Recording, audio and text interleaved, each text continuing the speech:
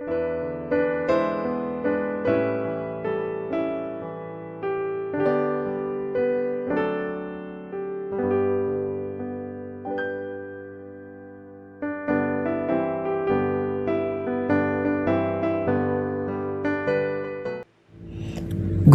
evening, ayong gabi, isang magandang gabi sa inyo lahat. Welcome to our special time of communion and fellowship with God through our Saturday devotional prayer time and Bible study. Remember that God is good to every one of us throughout the week, throughout the day, throughout the month.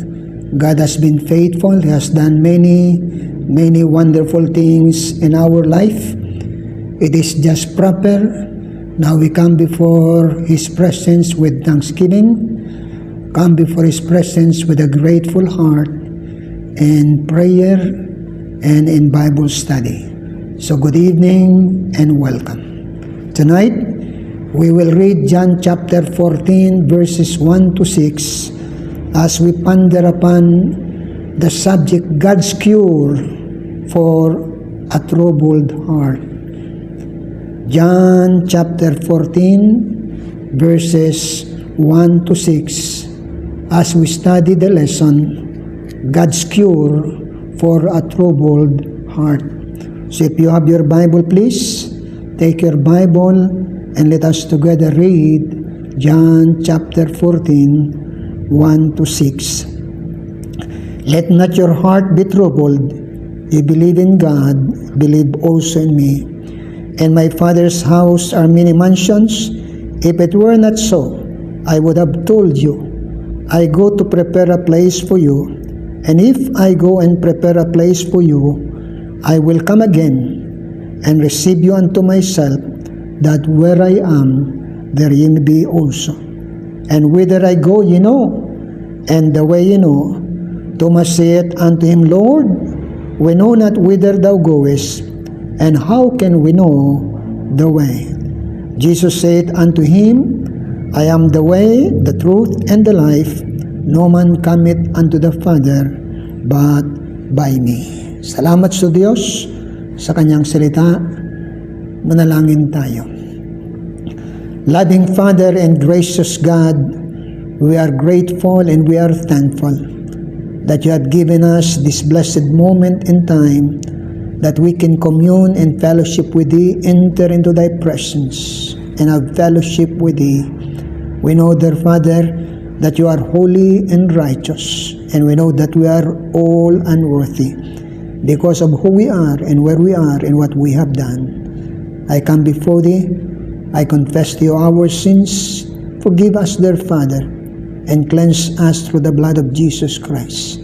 Sanctify us through the power of the Holy Spirit, so that we can have that sweet communion and fellowship with thee as we pray and as we study thy eternal word.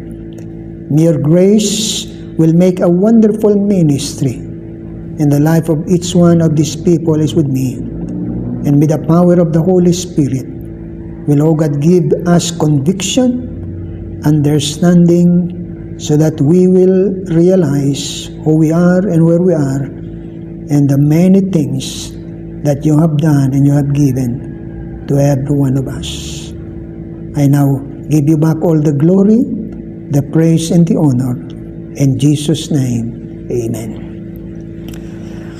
God's cure for a troubled heart. And that is what the Lord Jesus Christ is teaching the disciples in chapter 14 verses 1 to 6.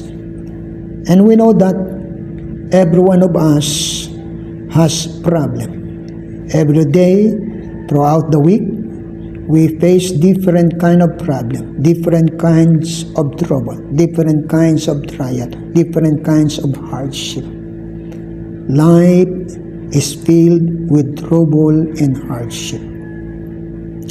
In John chapter 14 verses 1 to 6, the Lord Jesus Christ has given us at least 4 steps so that we can experience the power of God's cure in our troubled heart.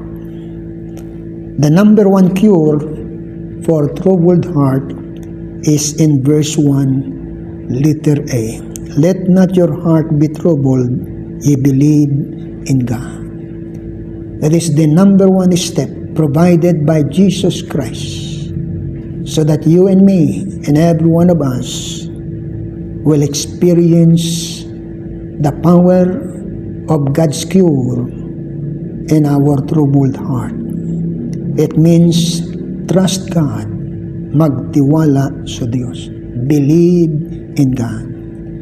When in difficulty, what is the answer?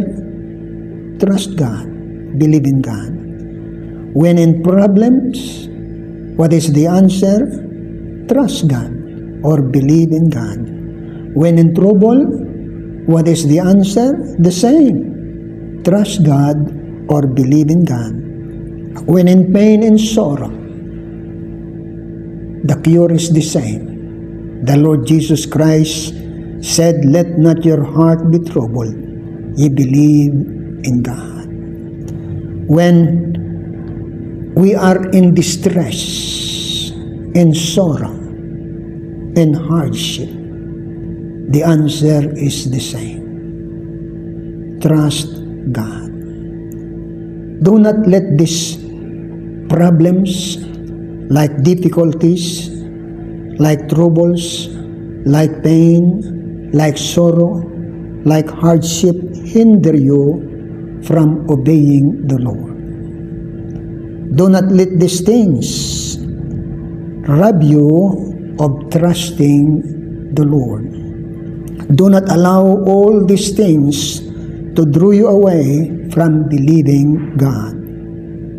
Do not let these things, difficulties, problems, troubles, pain, sorrow, hardship, suffering, or persecution, or financial trouble, take you away from God.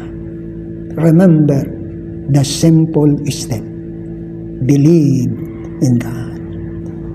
God is your greatest treasure, comfort, wisdom, power, assurance, and hiding place. Come to God, kneel down before Him, call unto Him.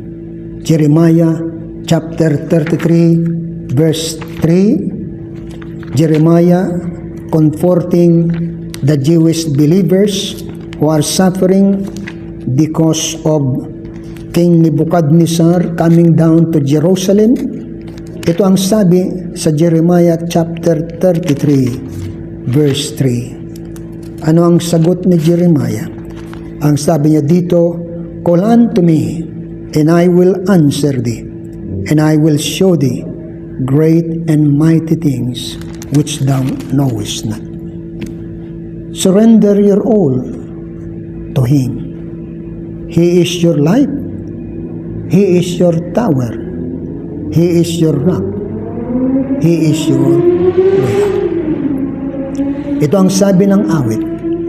Faith in God can move a mighty mountain. Faith can calm a troubled sea.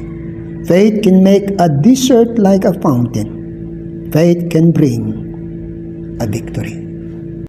Tonight, I invite you, take this medicine, take this prescription given to us in John chapter 14 verse 1. Let not your heart be troubled.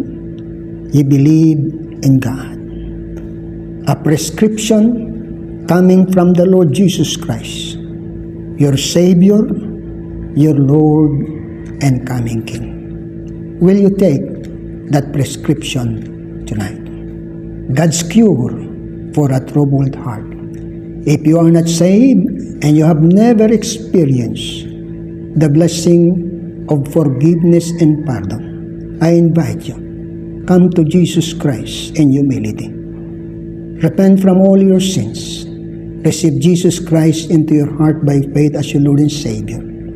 Call upon His name. Romans chapter 10 verse 13, call unto me. Whosoever shall call unto me shall be saved. Will you do that tonight? Will you call upon the name of Jesus Christ? Will you call upon His name? If you are saved, will you take this prescription given to us by Jesus Christ? Manalangin tayo. Loving God and gracious Father, as I come before Thy presence, I give You all the glory. I give You all the praise. May Your special presence to the Holy Spirit and the power of Your eternal Word will minister powerfully in the heart of each one of these people, so that whatever hardship, whatever problems, whatever trials, whatever suffering, whatever pain and sorrow each one of us experience in this life, we will always realize that the Lord Jesus Christ has given us the prescription, so that we will come out victorious, productive, fruitful, and faithful when we experience troubles in life. May Your presence in the Holy Spirit will minister to each one of these people, and those who are not saved, help them, dear Father, to understand that only Jesus can forgive us from our sins, and only through Him we can receive the gift of eternal life. I now bring each one of these people into Your presence and care as I commit them into Thy throne. In Jesus' name, Amen. Maraming salamat. Thank you very much. God bless you.